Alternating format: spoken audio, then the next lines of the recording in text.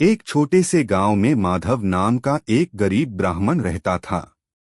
उसके पास न खेत था न धन, लेकिन उसके पास एक ऐसी संपत्ति थी जो बड़े बड़े राजाओं के पास भी नहीं थी, भगवान श्री कृष्ण पर अटूट विश्वास। हर सुबह वह उठकर भगवान की मूर्ति के सामने दीपक जलाता और कहता, हे कान्हा, आज भी मेरा हाथ मत छोड़ना। समय बीतता गया, गरीबी बढ़ती गई। एक दिन ऐसा आया कि घर में अनाज का एक दाना भी नहीं बचा। उसकी छोटी बेटी भूख से रोते हुए बोली, पिताजी, आज खाना कब मिलेगा? बेटी की आवाज सुनकर माधव का हृदय टूट गया। उसकी आंखों में आंसू आ गए, लेकिन फिर भी उसने आसमान की ओर देखकर कहा, कान्हा, मुझे नहीं पता तुम क्या करोगे, पर मुझे तुम पर भरोसा है। अगले दिन मजबूरी में उसने गांव के साहूकार से उधार लिया।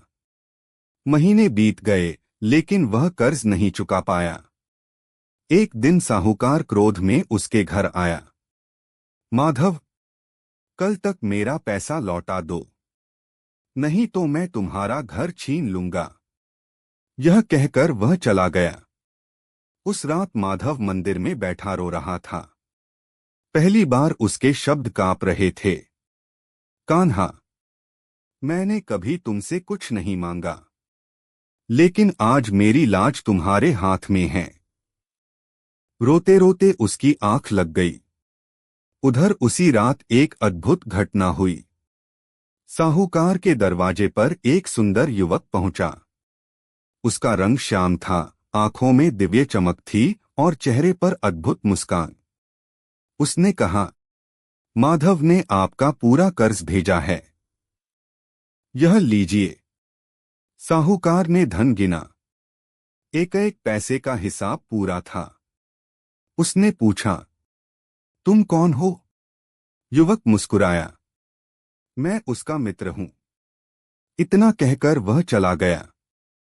अगली सुबह साहूकार दौड़ता हुआ माधव के घर पहुंचा।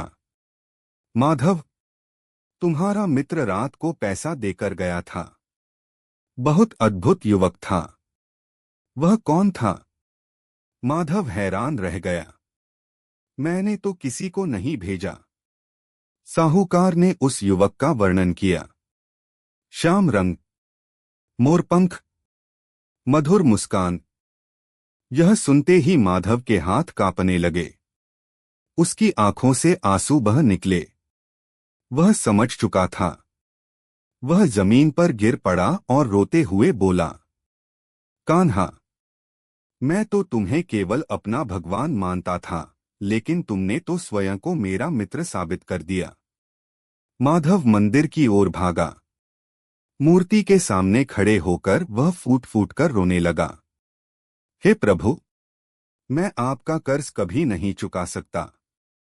तभी उसके हृदय में एक मधुर आवाज गूंजी, माधव, भक्त का कर्ज चुकाना मेरा कर्तव्य है। तुमने मुझे प्रेम दिया है, उसके सामने यह धन कुछ भी नहीं। उस दिन माधव समझ गया कि सच्ची भक्ति कभी व्यर्थ नहीं जाती। भगवान देर कर सकते हैं, लेकिन अपने भक्त का साथ कभी नहीं छोड़ते।